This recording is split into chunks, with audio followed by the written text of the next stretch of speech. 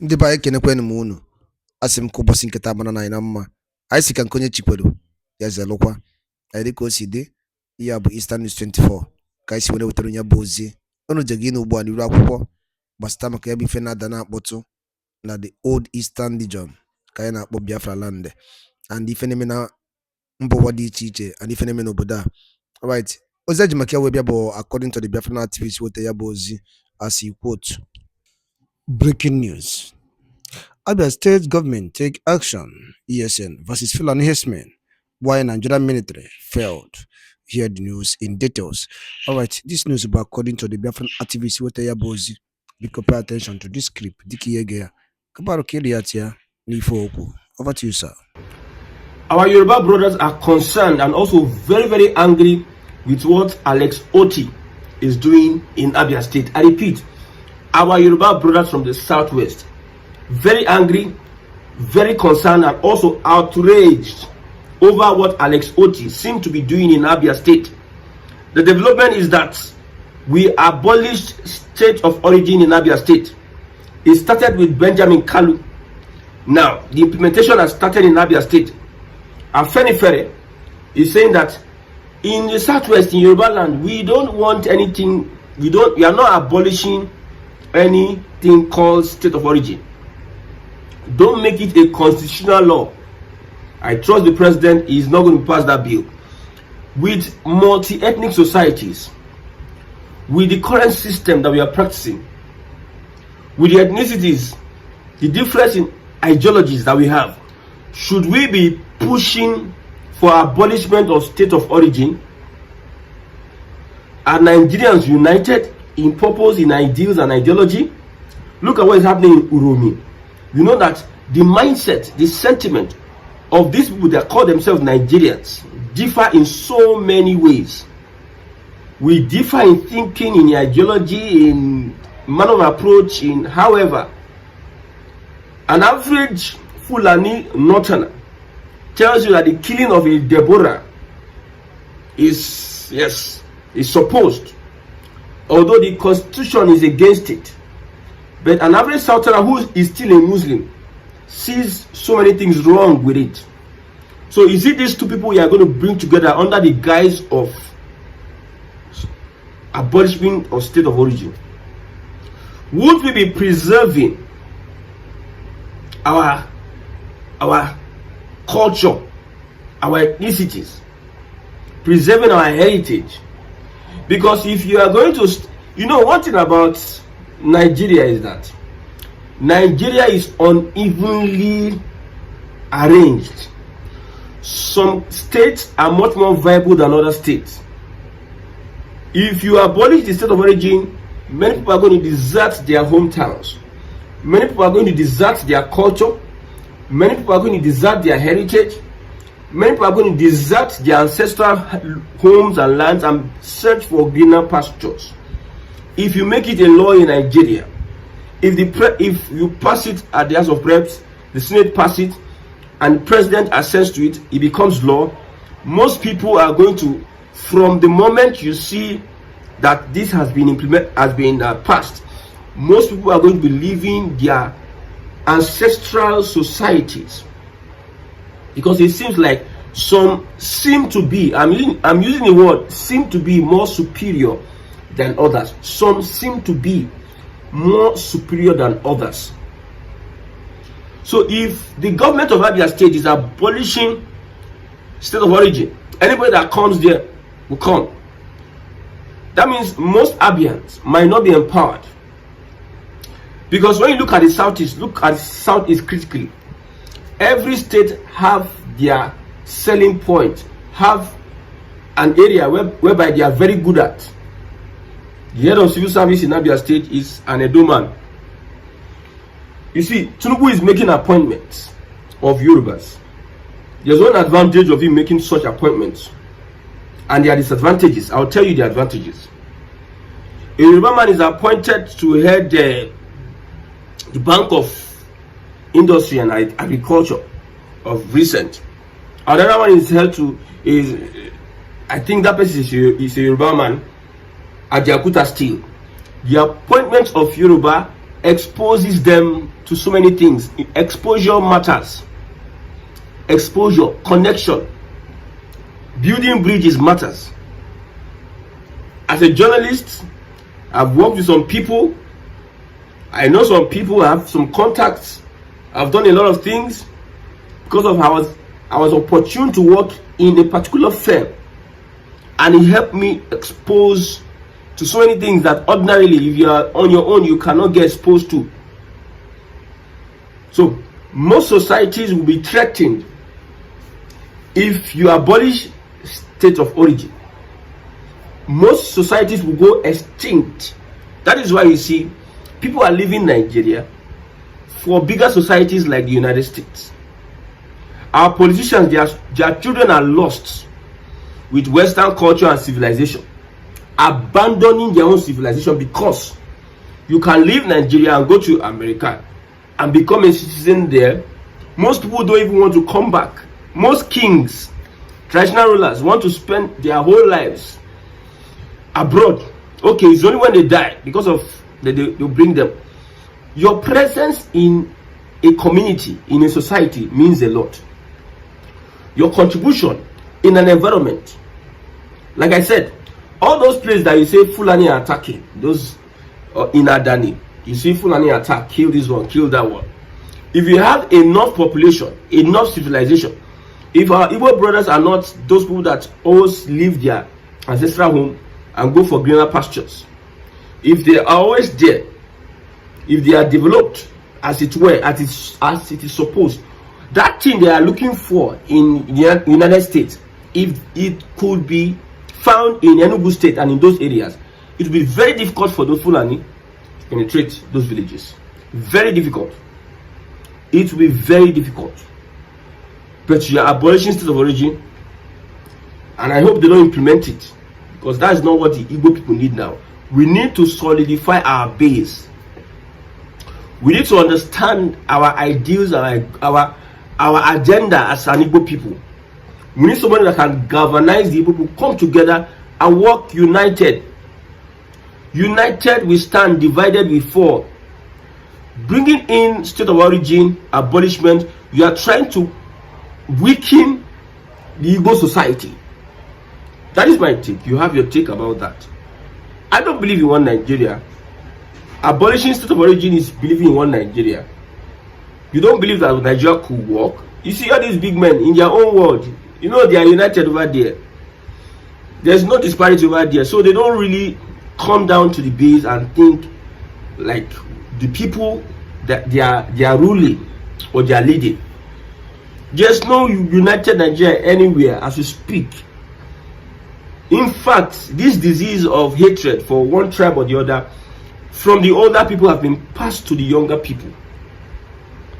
So when I see Afenifere saying we are against what the Abia state government is doing, I understand that Nigeria was never one in the first place. Nobody wants to be brothers with each other, because nobody wants you to encroach into their space like the way Nnamdi Azikiwe, in quote, as accused by Awolowo, is encroaching with NCNC into action, take over the southwest. And some of the excuses they give, that if this Biafra or you were fighting, if you did not wanted to cross over and enter Ore and take over Lagos, we Yorubas will have not gotten involved in that fight. So nobody wants you to encroach into their space. Now this abolishing or abolishment of state of origin is like encroaching into other people's space. You're encroaching into their space. We as Igbos have been crying and calling out. It's like we don't understand what it means to secure and protect our heritage and culture. We may even be like the Hausas without even being colonized. We may be like the Hausas, that nobody remembers anything, that any culture that is connected to the Hausas. Ofala festival, the Igbos are doing Ofala festival. If you don't have people that have been preserving that culture, coming to actively participate in such culture, become the progenitors, upholding the values, the ethics, the secrets of those culture. If you don't have people and you are pushing for a state of, you can see how Lagos is crowded. Lagos has an advantage. Lagos is a Yoruba land. So you do that, and people see, okay, if I have this indigenous status, then I become a Lagosian. I can get some of the benefits. I can call myself a Yoruba man, or this or that, or blah blah blah. Most people will be converting to other societies. In Nigeria today, the Igbo man is at a disadvantage. For the meantime, the Igbo man is at a disadvantage. Let us understand who we are. Let us pass this understanding to the next generation. Proud of your Igbo-ness. I said something, and I'll do the experiment. When you walk on the streets of Lagos, and there's an Ishiagu, you see the Yorubas, they wear their cap freely. You wait, see the Hausas, they wear their own attire. But you see the Igbos, very hard. Igbos full everywhere. Very hard for them to represent their culture, because it seems nobody is identifying with whatever. You think by not wearing something that represents you is not important. You think so. All of us we see here, this one now, white man invention. We are representing the white man in every. If we are in school, we use English to teach. If we are doing our programs, we use English to speak. That's the white man. The white man, whatever culture, what we represent the white man. If you are looking at intelligence, if you are an intelligent person, you must know how to speak English. We value people by their speaking of English. But why our own language and culture is being neglected? If you're not careful, it will go extinct. Our younger people cannot be able to take the mantle from the older people because they have not been involved. So you abolishing state of origin, people leave their lands. I support the Afenifere people. We don't want abolishment in Abia state. Nigeria is not meant, it's a forced union. You don't force it. You don't force it on people to become Nigerians or to want to. You don't. This is like an attack on people's societies, civil societies. It's like an attack. The Igbo are a special breed of people. The Igbos are a special breed of people. You see, one thing about Igbo blood is that Igbo blood is strong, is dominant. I've said this before.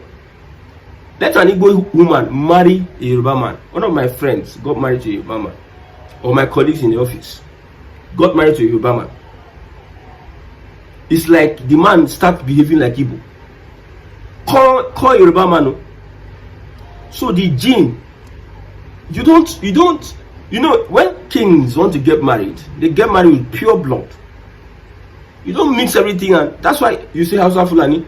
Hausa Fulani, they are mixed to the extent that the dominant, which is the Fulani, will forever impoverish and dominate and put Hausa under subjugation, because they are the dominant. The Fulani, they are dominant. They will forever put the Hausa under subjugation. So if you are bringing all this, the dominant factor, the Yorubas are afraid. Let me use the word afraid. I stand to be corrected. I've said it. If a Fulani marry a Yoruba man, the Yoruba man start behaving like the Fulani. If Igbo marry a Yoruba man, the Yoruba man start behaving like Igbo. Why? Why is this so? I've seen a lot of people. Their children tend to go to their mother's side. Okay, if a Yoruba woman marries an Igbo man, the children claim Igbo. If a Yoruba woman marries a Fulani, the children claim Fulani. So you are trying to make some cultures like look irrelevant and probably look maybe go extinct or uninteresting. It's very unfortunate that at this point in time we are here that we are today. We are having Southeast governors that are not looking at the brighter future. They are calling out state of origin for what? You are repeating the same mistakes. If I would say, Nnamdi Azikiwe did. I said it before. Every person was planning this regional system, sustain it. Now there's a way with him, I too know an arrogant attitude. He's pushing for Africa. Where has he gotten the Igbos to today? Where has he gotten us to? He never knew that they were using him. They were hailing him, sick of Africa. They were using him. The colonial powers, the colonial masters were using him to cause division. I listened to a British lady, an influential British lady. She made a statement. Because there's one thing about this indigenization. State of origin is very important to preserve our cultures. Because if you look at the world today, superior cultures are taking over weaker cultures. Superior civilization are taking over weaker civilization. The British those days, their territories that they turned to British, like they turned into Britain. There's some territories that the British will go to. Okay, they will take over the land, they will settle there. I want to make those people British. He never worked in Africa, in West Africa. There's some other territories that the British go. They are not interested in turning them to British. They want to take from their natural resource. So it is dog eats dog of fish. Bigger fish eat smaller fishes. Civilizations are taking over civilizations. I said it in my former broadcast that the reason why Ibrahim Traore of Burkina Faso is able to muzzle and send France away is because he gets the backing of a bigger civilization, that is Russia. Russia has now discovered oil.